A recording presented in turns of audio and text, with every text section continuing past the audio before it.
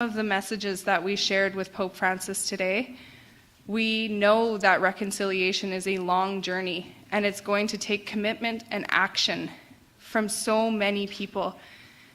It's going to take action from Canadians, it's going to take action from the government, it's going to take action from churches, parishioners, the Canadian Conference of Catholic Bishops, the Catholic Church as a whole, and the Pope. And there's a role to play for everybody in our healing and our reconciliation journey. And so today we extended that invitation to the Pope and to all of you to join us on our path for truth, reconciliation, healing, and justice. And I look forward to the path that we are going to walk when we go home. This is just one step forward in our journey. Reconciliation did not begin today with a meeting with Pope Francis, and it doesn't end here either. This is just one stepping stone on that journey, and we hope that there will be commitment from all of those folks that I just named, including the Canadian Conference of Catholic Bishops. We have talked at length about how we can continue this work in Canada with their leadership alongside of us. We can commit to meetings on a regular basis where we can establish priorities, the priorities that come from our communities, and we can continue to move forward. And out of this, we do hope that there will be concrete action. We hope that the Pope heard our stories, that he acknowledges and truly understands, that he translates those stories from his head to his heart and then into action. So we look forward to the additional response that we will have from Pope Francis on Friday at the general audience, as well as whatever he intends to do when he does come and visit us in Canada. And we know that when he does come to visit us in Canada, that he will know some of those stories from the Métis Nation, and that's exactly what we intended to do today. So we're happy for ourselves. We knew this work had to be done. We've done the work to listen to many of our survivors and deliver that message, and we're here to support one another, and that's exactly what we're doing. So thank you so much to all of you for helping to share our stories. This is really, really important to us, and just really looking forward to seeing how the rest of this week goes.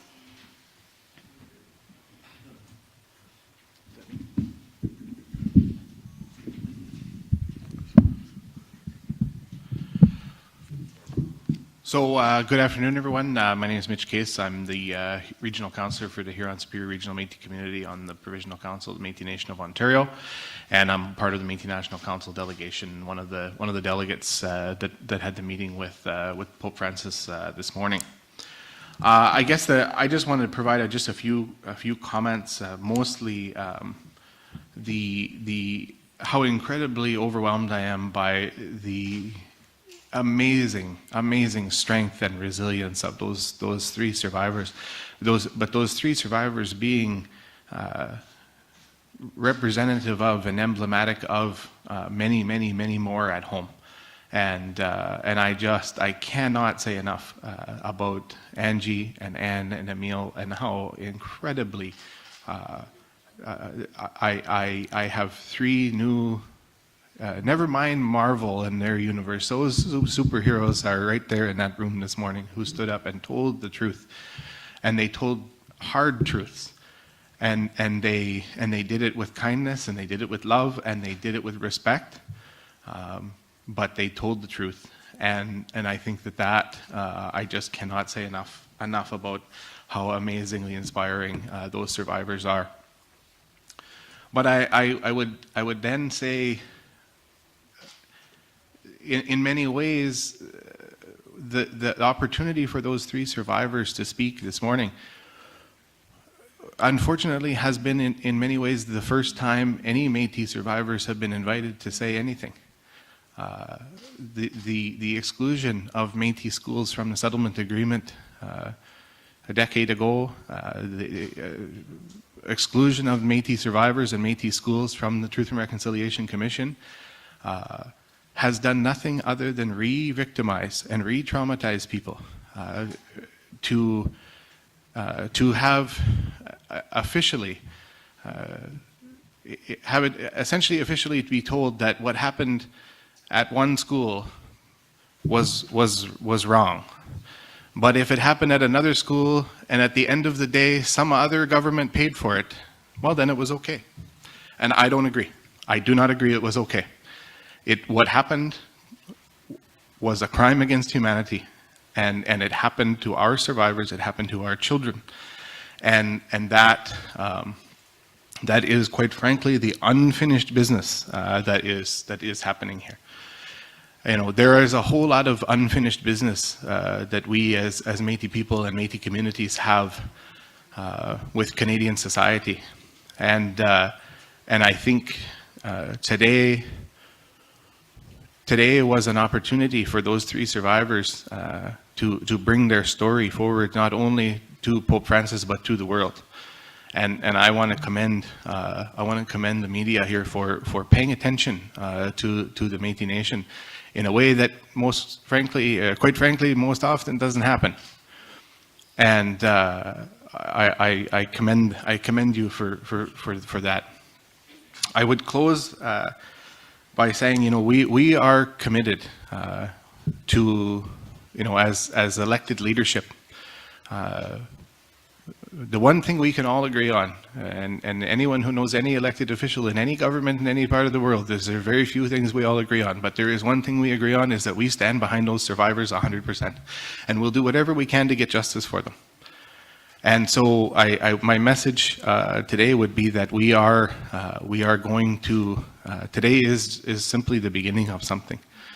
But I would close my comments with a message to the Canadian media and to the Canadian government, that to the Canadian and the provincial governments who operated those Métis schools, that process was largely, I mean, let's be real. Those residential schools were set up to remove us from the land so that Canada could claim everything. And here we are, a century and a half later, with still no process. No process for our survivors to tell their story. No process for anyone to say sorry. No process for anyone to say what happened was wrong. And at the end of the day, Canada still has all the land, and there's not even a process for us to talk to them about it. And that is, quite frankly, unacceptable. And so I would say, I have read journals of priests in the 1800s as they stood there and watched scrip speculators steal land from Métis people all across Western Canada. I know the role that the priests played in the theft of my community's lands in Sault Ste. Marie. I would call on the Catholic Church to stand with us today as we seek justice for all of those other issues that were enabled and facilitated because of residential schools. So I'll leave it there, and I thank President Karen for this opportunity this afternoon. Tante, the Shinnecock Pixie Wells, Ace Wells. So what I've said to you is, hello, my name is Pixie Wells, and Ace Wells is in the language and where I come from. I just want to acknowledge the traditional unceded territories that I reside on. I live in a town called Abbotsford, and the traditional unceded territory there is owned by the Samath and Mathakwe people, and I want to acknowledge that. And I am also the president of the Fraser Valley Métis Association. I come here today holding up survivors, but I also come here today with a voice of the lost children and the children that have been lost. And the survivors today gave me such a warm feeling and understanding that their stories and where they came from and how we got here and why we're in this room today. And why we're in this room today is because of those specific survivors and those ones that told their stories, and not just those 3. There's many, many more. There's more stories and more stories. However, those stories are never to be forgotten. They are what we should prove or live to never let happen again, and also allow the voices of the lost children, the children that never got to be or never got to know their culture, because that's where I sit. At 40 years old, I learned that I was Métis. So I am still trying to figure out where I sit in this world, how I fit into this world, and what piece of it that I can bring forward.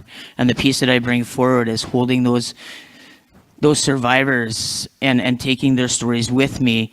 And also when I met the Pope today, and looking at tomorrow, and looking at what we could create together, and bringing back the voice of all children, the Two-Spirit, the LGBTQIA+. As I sit here, that voice has been lost for a very, very long time. And that is why I dressed the way I did today, is to show that the two-spirited people are still here, and we've been discommunicated from a lot of our communities and shunned and pushed aside, and not from survivors, just from the atrocities that happened. So I ask that all of you take a really good hard look around and make sure that we're holding each and every one of us accountable to truth and reconciliation. We have to have truth first before we can have reconciliation, and we need action. And what is the action? Each and every one of us in this room can play some part in that action. And I'm not saying that we all have to, but I think that a lot of us need to. And whatever that action is, find something in your community to do. Because I can tell you, when I leave here today, my job just started. My work just started for my people. Because when I go home, I'm going to be asking and I'm going to be looking not just at the government, not just at the Métis Nation BC, but also holding my hand out and going to the churches and asking, how do we move forward in a good way? How can we walk together? We gave the Pope, well, I shouldn't say we, I should say Mitch, gave the Pope some beautiful, beautiful moccasins for us to all walk together with. And I believe that we can all walk together in a good way, but we all have to hold each other up.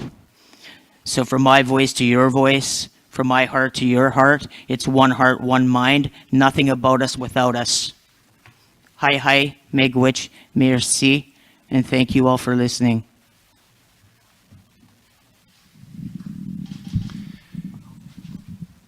So you've already heard some very powerful Métis voices, and I would start by saying what a privilege it is as bishops to be able to walk with our Métis people and to be a part of the delegation and the visit with Pope Francis this morning.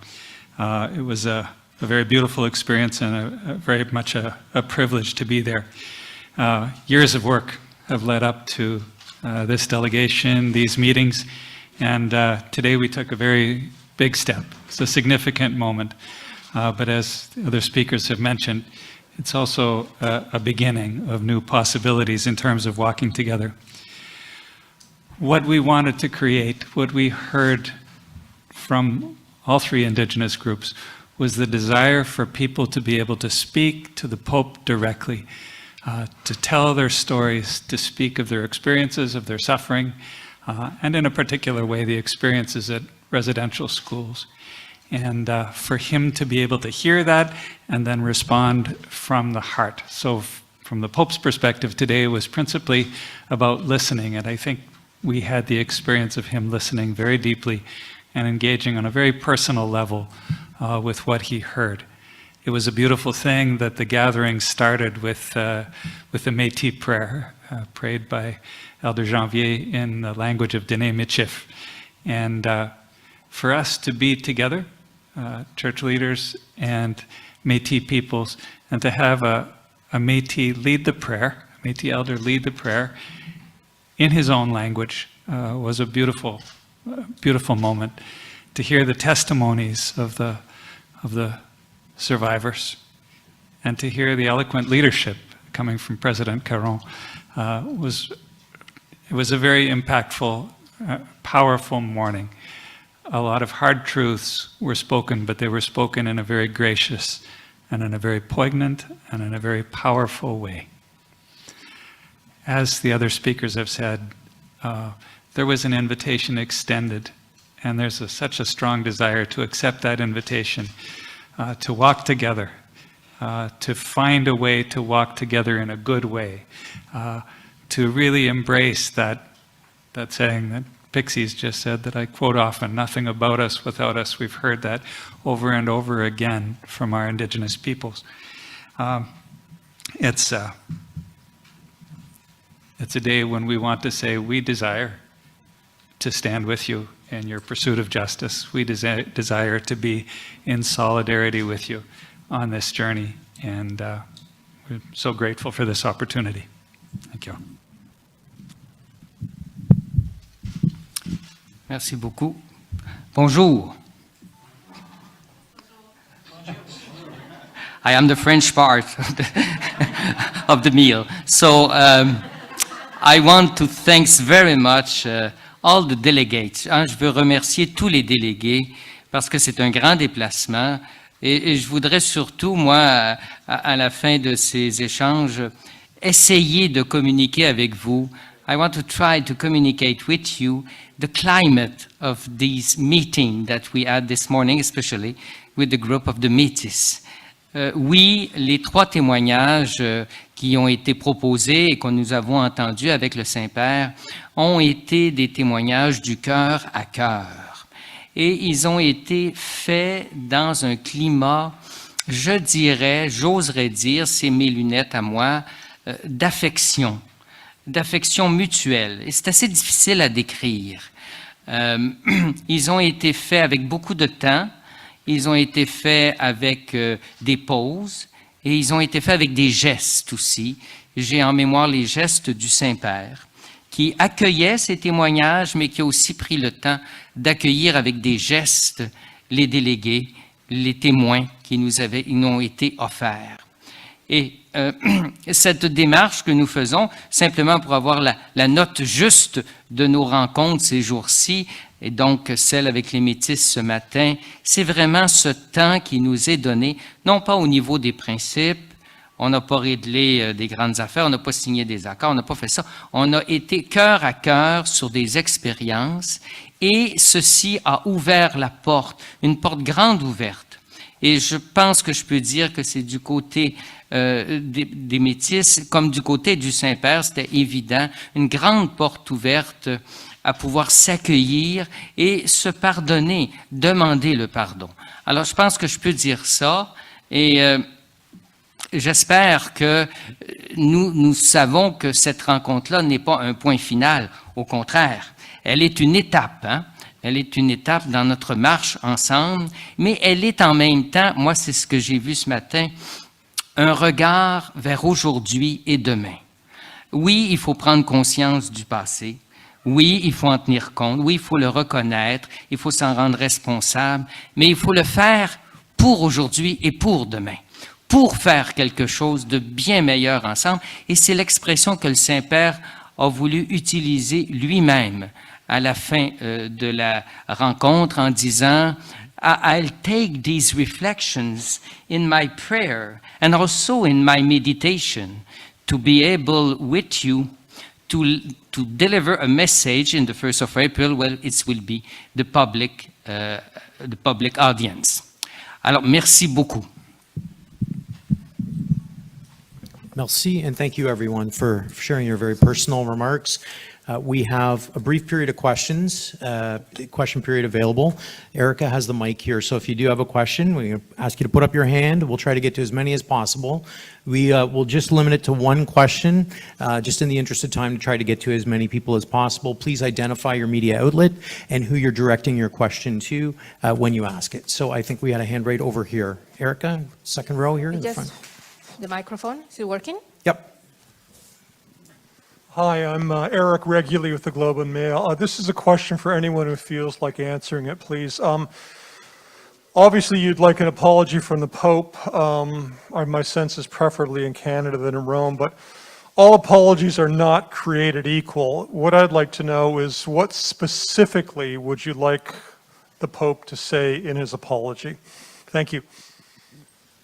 So, based on a number of conversations that I've been extremely fortunate to have with Métis residential schools, survivors from across the Métis homeland, you're absolutely right. An apology will be different and it will mean different things to many different people, and many people are looking for something different in that apology. What I've heard, though, is, you know, if you look at the definition of an apology in the dictionary, it talks about an acknowledgement of wrongdoing.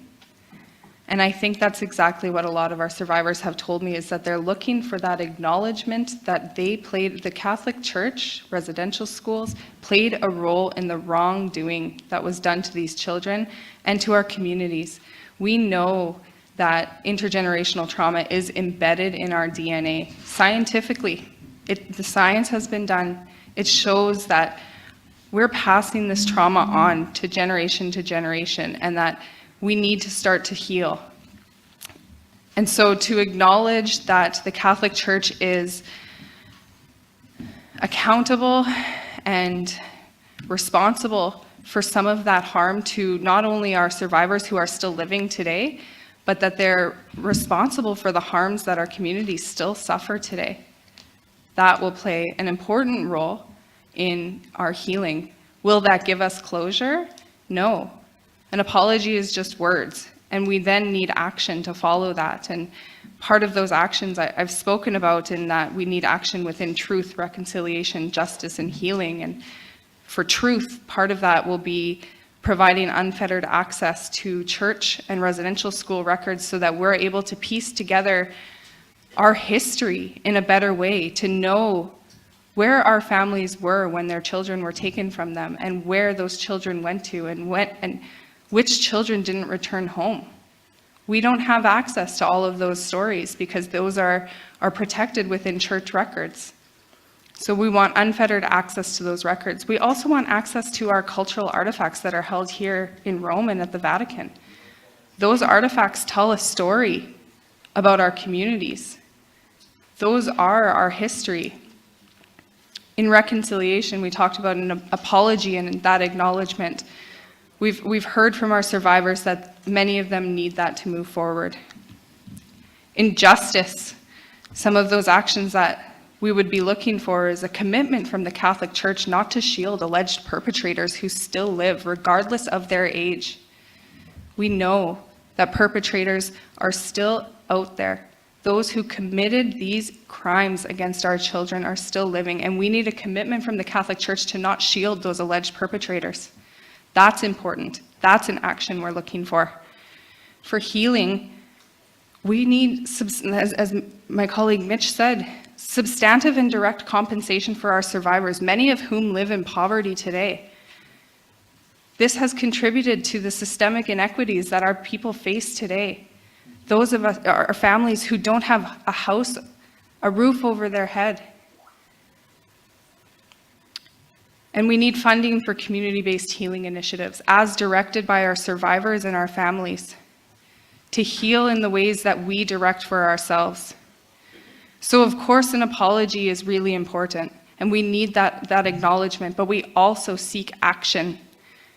And these are just a few of those examples that we're looking for.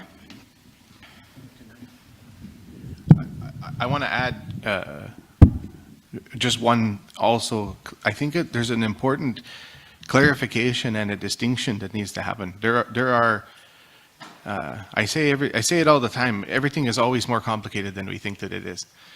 But if I were to answer your question, which is what I'm going to pretend to do right now,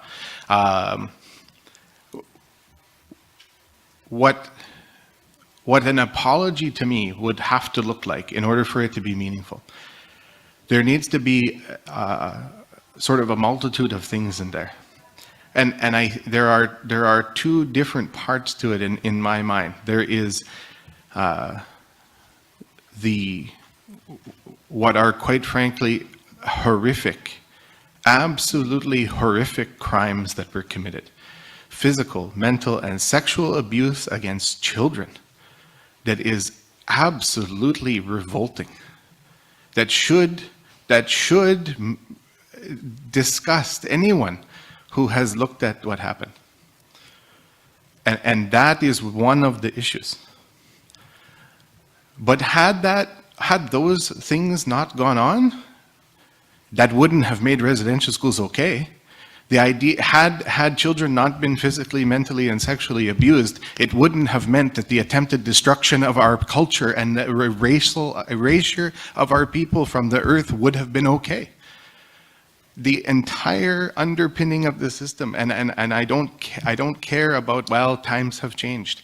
There were people then who knew it was wrong. They spoke up and they were fired. So those are the two really important things, and neither one of them is more important than the other. Those crimes against those children have to be treated as such, and there should be accountability, atonement, apology. I want a thesaurus of all the words that could be used there. But also, had those things never occurred, it still would have been wrong. So. Okay, second row right over here. Phil Pulella from Reuters here in Rome, knew Bishop Boland a long time ago. I'd like to ask you, Bishop, perhaps the other bishop as well, but one of the two of you, could you, a lot has been said about the records, access to the records, as Cassidy just said. Apart from the records of religious orders that ran the schools, and apart from perhaps what is in Canada at the Bishops' Conference, there has been talk that there are records here in the Vatican. Where would they be? Would they be in Proclama Fide, CDF, or where would they be? We asked the question. On a demandé la question ici au Vatican en préparant la délégation. C'est la réponse. Il n'y a pas de dossier ici à Rome à propos des écoles résidentielles. Je pense que ça peut se comprendre. Vous savez, l'Église universelle, c'est à travers le monde entier. Alors, des institutions, des écoles, il y en a dans le monde entier. Alors, toutes ces institutions-là n'envoient pas des dossiers à Rome.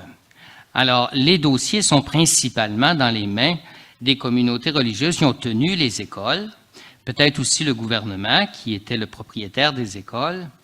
Quant à notre travail, nous avons commencé à vouloir ouvrir ces dossiers-là et nous savons que du côté diocésain, les diocèses de l'Église, sont surtout des dossiers qu'on appelle sacramentels, c'est-à-dire les sacrements que les enfants ont vécus dans les écoles.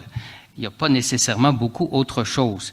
Maintenant, il y a un travail qui se fait présentement et nous sommes en lien avec les communautés religieuses pour ouvrir le plus possible ce qu'il y aurait comme dossier et pouvoir le partager, je dirais, dans le respect aussi de ce qu'on appelle les lois existantes au niveau de la vie privée. On peut pas divulguer tout n'importe comment, n'importe quand, n'importe qui comme ça. Mais je pense que le travail se fait. Sure. I'm not going to translate. I'm just going to add to it. It would be religious communities that might have records here in Rome, not the Vatican. And for instance, the Oblates have indicated their strong desire to be of assistance in whatever way they can. I think requests for records come in multiple ways, and some of them have been referred to not only in responding to individual requests for any information we would have that would communicate something of students who were at a particular school, but also the desire of Métis communities to tell their story. So everything that we would have that would assist in telling that story would be a helpful thing to contribute. So, I mean, I think this is, there is a profound desire to assist in whatever way we can in this regard. And it's conversations that need to happen with particular religious communities or dioceses or any places where any pertinent records might be held. So. Just to be clear, Bishop, we're talking about mother houses of religious communities, and as far as you know, there's nothing in Vatican dicasteries, because we have said, I mean, That's right. we have heard, there are records in the CDF, which, Right. why should it be there? Yeah. So in no dicastery, we're talking about mother houses of religious orders in Rome. I understand where there might be records, yes. Okay, right over here. Yeah, Erica, thank you.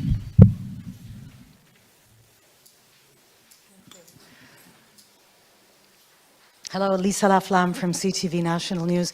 This question also for the bishop, either bishop. I think as recently as September, it was a promise of $30 million to help in the funding projects that are for reconciliation for the survivors, as Cassidy and Mitch mentioned. And I just wonder, as recently as December, there was not a penny seen. So where are we at on that front as far as the finances in that effort? As you say, it is a pledge to give the communities the money they need for these programs. And also a little more clarification, if we could, on the question of these documents. It's 2022. I mean, somebody knows where the documents are, and it seems strange to me that we're just learning today that none of them are in the Vatican archives, and I still don't really understand who's got the answer to that question. Alors, il y a deux questions. Pour les dossiers, la réponse au Vatican, il n'y a pas aux archives de dossiers à propos des écoles résidentielles. Maintenant, nous savons où sont des dossiers, je l'ai dit, dans les communautés religieuses qui ont œuvré dans les écoles. Maintenant, on sait très bien que de nos jours et depuis quelques années, notre sensibilité est beaucoup plus grande sur la question. Alors, il y a eu des années où il n'y a pas eu de sensibilité sur la question au niveau de l'opinion publique. Alors, ces dossiers-là, ils étaient peut-être pas beaucoup considérés. Ils le sont davantage. Pour ce qui est du fonds de 30 millions, nous avons voulu faire une structure totalement transparente et indépendante de la Conférence des évêques et des diocèses en un sens, afin que le 30 millions soit vraiment là, disponible, avec cette structure, pour être disponible pour des projets. Il y a présentement, au moment où nous nous parlons, une structure qui est en train d'être mise en place, une corporation. Il y a présentement des directeurs et des administrateurs qui ont été choisis. Dans les directeurs, et ce sont des personnes qui proviennent du milieu autochtone et qui ont une bonne expérience au niveau des affaires, au niveau de la gestion des affaires, de la finance.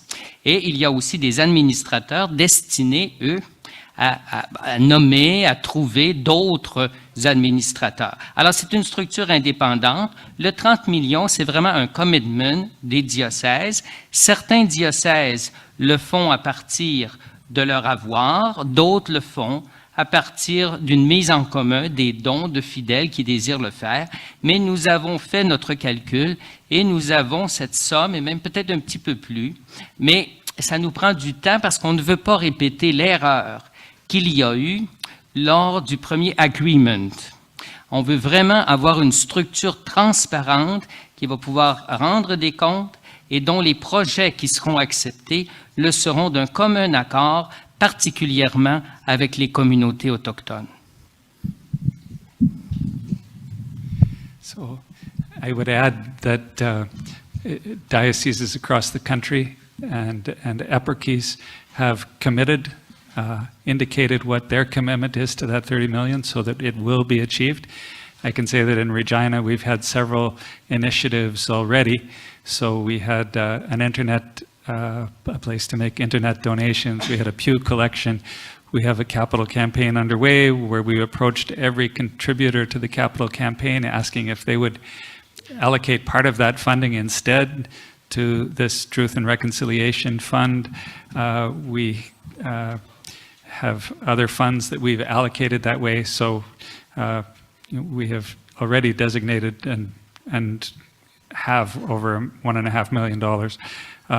So I think that's happening in different dioceses, and we will fulfill that commitment. It's moving forward, and we're working with First Nation and Métis people in our area, for instance, in determining survivor-led initiatives, so that we're building relationships at the same time as we're proceeding in this regard. So. Okay. Yep, go ahead. Thank you. And I'm going to be following up with Bishop Poisson to get the translation of these answers afterwards about where the records are, because I don't speak French, unfortunately. I do just want to say, I know the initiatives that the Canadian Conference of Catholic Bishops is undertaking, and they've launched the fundraiser to support reconciliation actions. But I do need to say that the parishioners in the diocese who themselves are individually donating to, That's an act of reconciliation for those individuals. And there's a much larger role for the Canadian Conference of Catholic Bishops to play in helping us advocate to the Pope and to the Vatican, one of the wealthiest states in this world. There should be no question why these funds have not been paid to our people yet. Okay, we have time for one last question, just over here. Test. Wajeg. My name is Christine. I'm from Quebec, and I'm here to cover the story in my language, in Cree, so I report back to my people. So for the Métis delegation, my honor to you. And my question is in terms of the funding that comes in, you know, for residential school and also for the future generation. We've run into problems requesting for that funding, applying for the funding, the Indian Day School, the 60s school. So we run into problems telling us that we're not eligible. We're not eligible for that funding. I don't understand. I don't understand that. And the people that do get approved, they're dictated on how they can spend that money.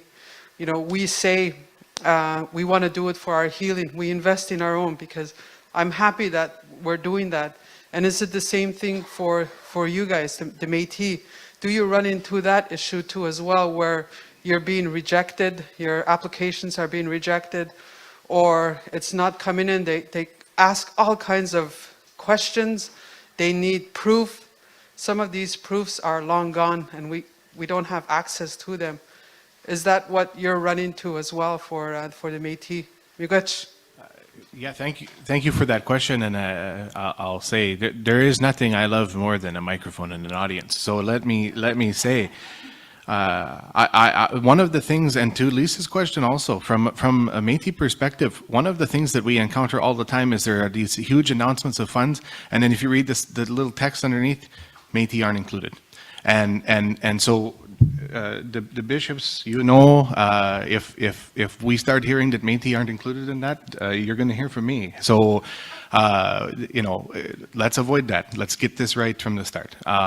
You know, but one of the other comments that I would make to that question is what I, you know, has been said by many much smarter people than I, the invention of the reconciliation industry in Canada, where our people continue to live in poverty, our people continue to live without, our people, you know, continue to, you know, we sell Indian tacos at our community centers to try to pay for basic needs of people, and yet every university in this country has received, not this country, not our back home, they've received countless dollars for their reconciliation, and all of that, you know, sort of repurposing those dollars back into funding what are, quite frankly, sometimes failing institutions, and that reconciliation industry, we gotta stop that right now, and we've got to put those resources into communities, into the hands of communities, into the hands of community-driven, community-led, and survivor-led work. And you know, anything other than that is quite frankly unacceptable. So. If I might, I first and foremost want to thank you for being here and for telling this story in one of our Indigenous languages. Many of our Métis people speak Cree, and so I thank you so much for the work that you're doing, and thank you for being the last one to ask a question. On that piece as well, one of the asks that we will be putting forward to the Holy Father is for the establishment of a Métis Reconciliation Trust Fund to fund Métis-specific truth, reconciliation, justice, and healing initiatives that is directed by Métis people, because this is one of the challenges that we have come up across. I want to close by sharing some reflections. And this comes from, again, spending countless hours with residential school survivors over the past few months. Residential schools, and when we talk about residential schools within the Métis context, it also includes boarding schools, day schools, industrial schools, convents, all which sought to take love away from our people. It took children out of their homes and deprived them of love.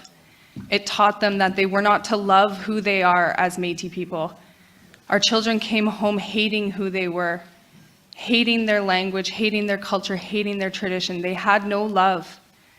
But our survivors are so resilient, and they're learning to love.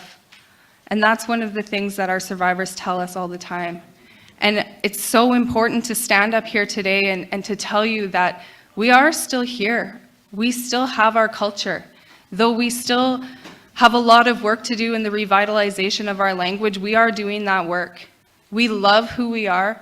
We love our history. We love our culture. We love our language. We love our people.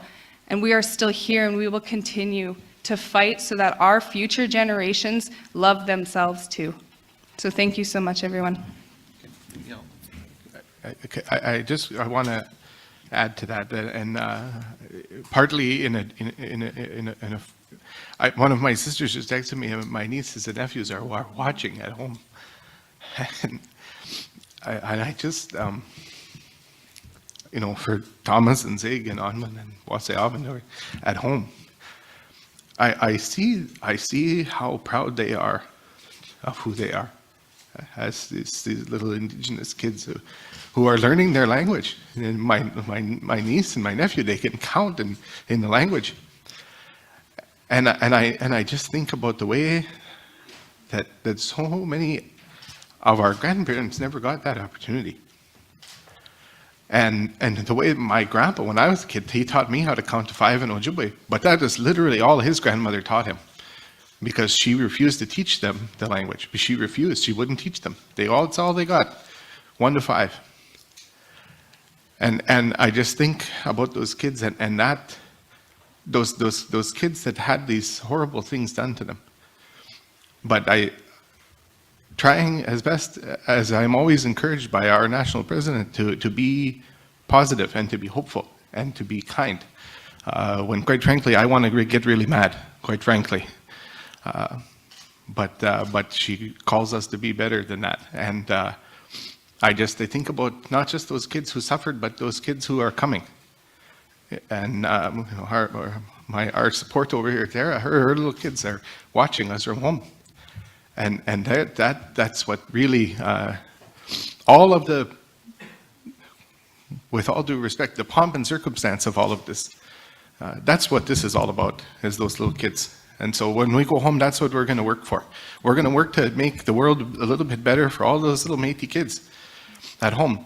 And I guess I would just ask others to help us with that. So thank you. A final word from Pixie. I'd just like to say one last thing. I'm not sure if any of you know the song or have heard of Andrea Menard, but she sings a song called Wisikatoanak, and what that means is, the roots coming up after a fire has gone through. So today we sit here and hopefully we're bringing new roots to our children and to the generations coming after us and for our survivors. So Wisikatoanak, and I also like to ask you all, and I know this is a small portion and a small point. The Métis rose or the Métis flower is called the forget-me-not. So when you go home and you plant something in your garden this year, please plant a forget-me-not. And every time you look at that, remember the Métis people, because that's who we are. Do not forget us. Forget-me-not. Merci, Megwitch. President Caron, Mitch, Pixie, Archbishop Boland, Monsignor Poisson, thank you everyone for being here. You'll have a chance throughout the week if you'd like to set up time to talk to any of the delegates or the bishops. I know that they've made themselves quite available. We will have our next briefing. It may be a little bit after 4 o'clock. We'll just have the Inuit representatives that will be part of that briefing, but feel free to stay if you are here. And again, we thank the Métis delegates for sharing their stories with us today. Thank you, everyone.